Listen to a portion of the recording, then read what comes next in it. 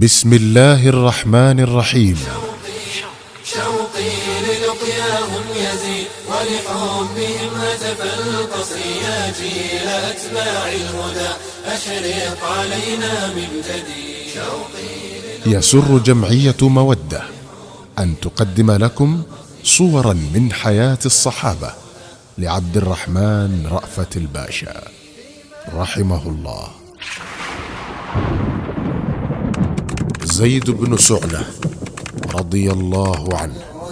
هم قادة الدنيا فمن قادوا ولا عرفوا المحيط. هم أسوة الإنسان في الأقوال والفعل السديد. لا ليس نرضى أن ينادوا من قريب. جلس زيد بن سعنة مع طائفة من كبار أحبار اليهود يستمعون إلى حديث حبر من عظماء أحبارهم يقال له ابن الهيبان.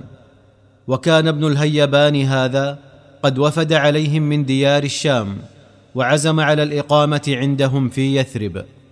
فأخذ زيد بن سعنة بروعة حديث الحبر وصدق لهجته وحرارة إيمانه وسعة اطلاعه على التوراة، لكنه كان وهو يصغي إليه يسائل نفسه عن الأسباب التي جعلت هذا الحبر يهجر بلاد الجنات المعروشة والظلال الوارفة والمياه المتدفقة، ودفعته إلى قطع المسافات البعيدة ليقضي بقية حياته في يثرب نائيا عن الأهل والوطن بعيدا عن العشير والسكن.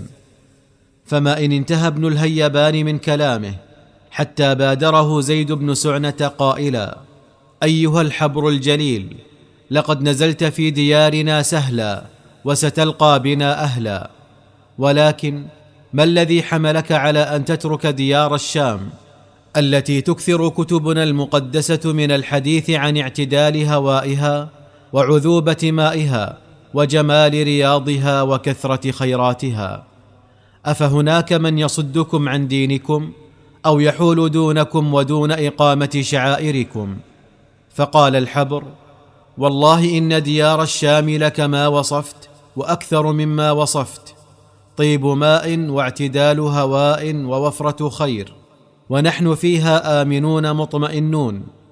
وإنما أخرجني منها ترقب ظهور نبي أطل زمانه وآن أوانه، وجعلت بلدتكم الطيبة هذه مكان هجرته ومنطلق دعوته. فقال زيد بن سعنة: أتعني به ذلك النبي العربي الذي نجده في كتبنا ونبشر به أبناءنا؟ فقال: ما عنيت إلا هو.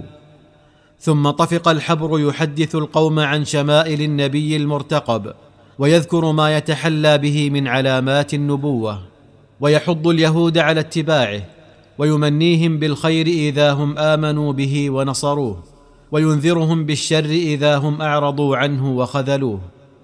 لكن ابن الهيبان ما لبث كثيرا حتى وافاه الأجل، فمات قبل أن يتحقق حلمه في رؤية النبي المنتظر والتملي من دعوته والإيمان بنبوته والفوز بنصرته.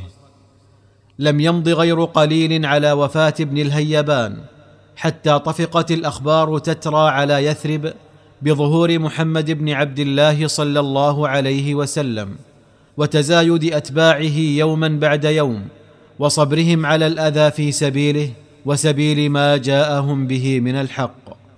فهب زيد بن سعنة يذكر قومه من اليهود بما كان يحدثهم به ابن الهيبان، ويدعوهم إلى تقصي خبر هذا النبي الذي كانوا يتباشرون بظهوره ويهددون به العرب كلما ألحقوا بهم أذى أو نالوهم بشر. وطفق يحضهم على المبادرة إليه والإيمان به قبل أن يسبقهم أحد إلى هذا الخير العظيم. لكن زيدا لم يلق من قومه اليهود إلا الإعراض والصد، ثم بدأ يشعر بنار الحقد التي جعلت تنهش أكبادهم حسدا لهذا النبي الذي أخذ نجمه يعلو وطفقت دعوته تتألق. ثم جعلت الأيام تمضي سراعا والأحداث تترى تباعا، فإذا بقوافل المؤمنين المهاجرين من مكة تنزل في يثرب على الرحب والسعة، فتلقى بالأهل أهلا وبالإخوان إخوانا. وإذا بالبشائر تغمر المدينة بأن الرسول صلوات الله وسلامه عليه قادم إليها مع صفيه وخليله أبي بكر الصديق، فضجت يثرب بالفرحة وتألقت بالبهجة، وخرج الناس زرافات ووحدانا لاستقبال نبي الهدى والرحمة صلى الله عليه وسلم وصاحبه. فازداد اليهود غما على غم، وشحنت صدورهم حقدا على حقد، لكن زيد بن سعنة كان له شأن آخر، فلنترك له الكلام ليروي لنا قصته مع رسول الله صلوات الله وسلامه عليه. قال زيد بن سعنة: لقد تأملت هذا القادم محمد بن عبد الله أشد التأمل وأعمقه، وتتبعته أدق التتبع وأقصاه، فلم تبق لدي علامة من علامات النبوة إلا رأيتها فيه وعرفتها في وجهه الكريم صلى الله عليه وسلم بعد أن تحريته وأطلت النظر إليه، إلا اثنتين لم أقف عليهما عنده: أولاهما أنه يسبق حلمه جهله، وثانيتهما أنه لا تزيده شدة الجهل عليه إلا سماحة وليونة. فجعلت أبحث عن هاتين العلامتين حتى وجدتهما فيه، ذلك أن رسول الله صلوات الله وسلامه عليه خرج ذات يوم من الحجرات ومعه علي بن أبي طالب رضي الله عنه، فأتاه رجل من البداه ووقف إلى جانبه راكبا راحلته وقال: يا رسول الله، إن لي جماعة في قرية بني فلان قد دخلوا في الإسلام، وكنت قلت لهم إن أسلموا أفاض الله عليهم من خيره وأتاهم الرزق رغدا، فما لبث أن أصابهم قحط شديد مهلك وجدب من الغيث مضني، وأنا أخشى يا رسول الله أن يخرجوا من الإسلام طمعا في غيره كما دخلوه طمعا فيه، فإن رأيت أن ترسل إليهم بشيء تغيثهم به فعلت. فنظر النبي عليه الصلاة والسلام إلى علي بن أبي طالب نظرة يسأله بها عما لديه من المال، فقال علي: لم يبق لدي مما جاءنا شيء يا رسول الله. قال زيد بن سعنة: فاغتنمت هذه الفرصة ودنوت من رسول الله صلى الله عليه وسلم وقلت: يا محمد، هل لك أن تبيعني تمرا معلوما إلى أجل محدود بكذا وكذا من المال؟ قال: نعم. فأطلقت كيس نقودي وأخرجت منه 80 مثقالا من ذهب، ودفعتها لرسول الله صلوات الله وسلامه عليه، فأعطاها الرجل وقال: أغث جماعتك بهذا المال واعدل بينهم. قال زيد بن سعنة: فلما بقي على حلول الأجل 2 أو 3 أيام رأيت رسول الله صلى الله عليه وسلم ومعه أبو بكر وعمر ونفر من أصحابه، وقد خرجوا للصلاة على جنازة أحد المسلمين. فلما قضوا صلاتهم دنا النبي عليه الصلاة والسلام من جدار ليجلس إليه، فأتيته وأخذت بمجامع قميصه وردائه، ونظرت إليه بوجه غليظ وقلت له: يا محمد، ألا تقضيني حقي؟ فوالله ما عرفتم بني عبد المطلب إلا مماطلين في أداء الحقوق، وإني لأعلم الناس بسوء طباعكم. ثم نظرت إلى من حوله، فإذا عينا عمر بن الخطاب تدوران في وجهه كالفلك المستدير، ثم رماني ببصره وقال: أتقول لرسول الله صلى الله عليه وسلم ما أسمع وتصنع به ما أرى؟ فوالذي نفسي بيده لولا ما أحاذر من تفويت فرصة الإيمان عليك لضربت بسيفي رأسك.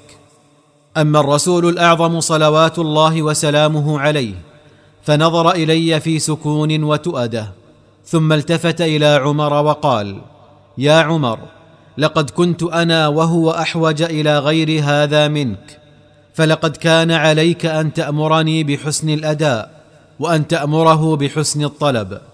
ثم قال له: اذهب به يا عمر فأعطه حقه، وزده 20 صاعا من تمر جزاء ما رعته.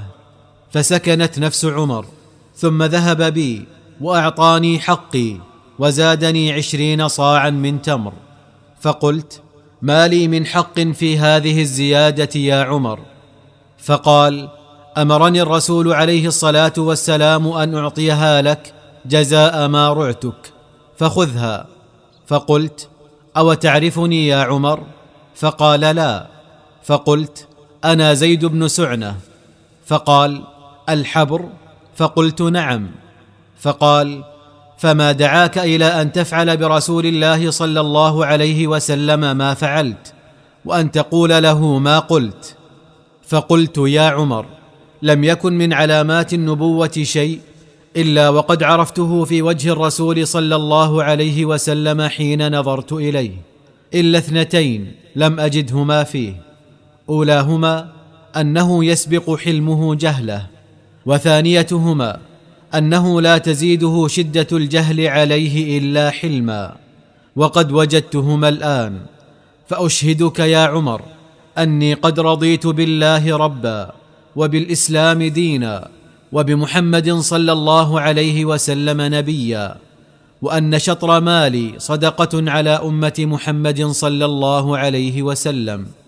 قال عمر: بل قل على بعضهم، فإنك لا تسعهم جميعا. فقلت: على بعضهم. ثم رجع عمر بن الخطاب وزيد بن سعنة إلى الرسول صلوات الله وسلامه عليه، فقال النبي صلى الله عليه وسلم: ما أرجعكما؟